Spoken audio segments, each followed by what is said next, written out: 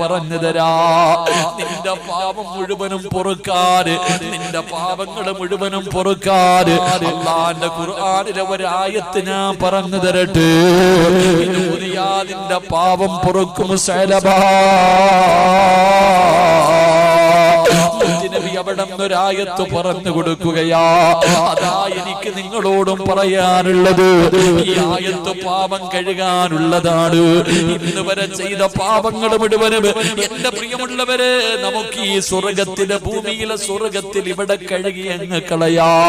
ഇഖ്ലാസോടുകൂടി തൗബ ചെയ്യുന്ന മനസ്സോടുകൂടി അല്ലാഹുവിന്റെ മുന്നിൽ ഈ പാപം മുഴുവനും കഴുകി കളഞ്ഞിട്ട് നമുക്ക് പിരിയാ. ഇനി കാണാൻ പറ്റുമോ അറിയില്ലല്ലോ. ഇന്നലെ കണ്ടവനെ ഇന്ന് കാണാത്ത ദുനിയാവാണല്ലോ.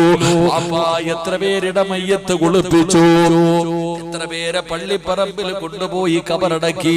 അതുകൊണ്ട് സഹോദരാ, എപ്പോഴെവിടെ വെച്ചാ മരണം വരുന്നതെന്നറിയില്ല. അതുകൊണ്ട് അല്ലാഹുവിന്റെ മുന്നിൽ പശ്ചാത്തപിച്ചിട്ട് മടങ്ങാ, അല്ലാഹുവിന്റെ മുന്നിൽ തൗബ ചെയ്തിട്ട് മടങ്ങാ.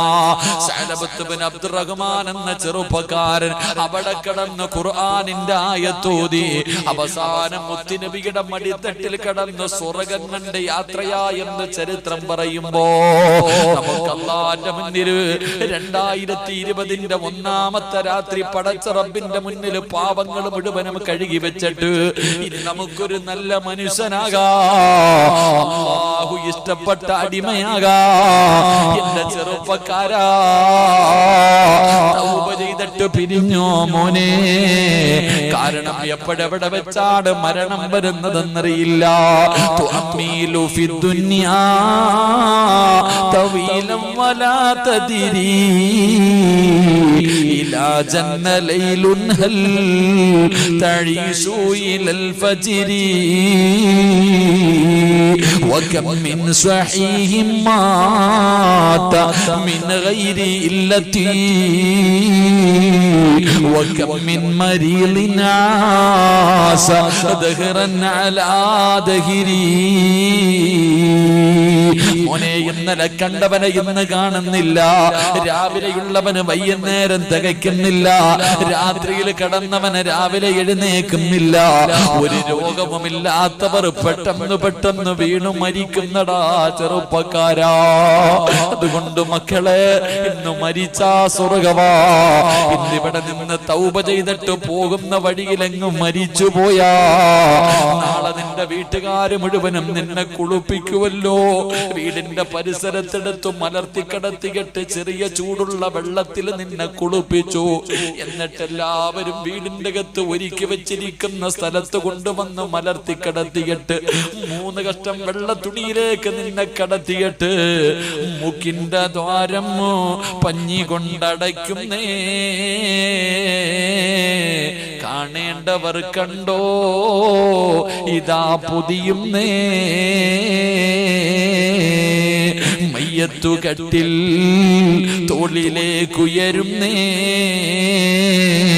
പുരയ്ക്കുള്ളിലപ്പോൾ രോദനം ഉയരുന്നേ. അരുമക്കിടാങ്ങൾ വാപ്പയെ വിളിക്കുന്നേ.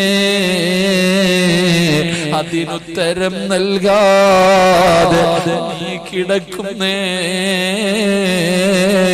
ഓർക്കടാ ചെറുപ്പക്കാരാ, വീടിന്റെ അകത്ത് നിന്ന് വെള്ള തുണിയിൽ പൊതിഞ്ഞിട്ട് പള്ളിപ്പറമ്പിലേക്ക് കൊണ്ടുപോകുന്ന രംഗം നിനക്ക് ഓർമ്മ വരട്ടെ. അത് നാളെയാണെങ്കിൽ മോനെ രക്ഷപ്പെടണ്ടേ ചെറുപ്പക്കാരാ. അതുകൊണ്ട് അല്ലാഹുവിന്റെ മുന്നിൽ ആത്മാർത്ഥമായിട്ട് ഈ ഖുർആനിലെ ഒറ്റ ആയത്തോതി നമുക്ക് തൗബ ചെയ്തു പിരിയാ. അല്ലാഹുവേ,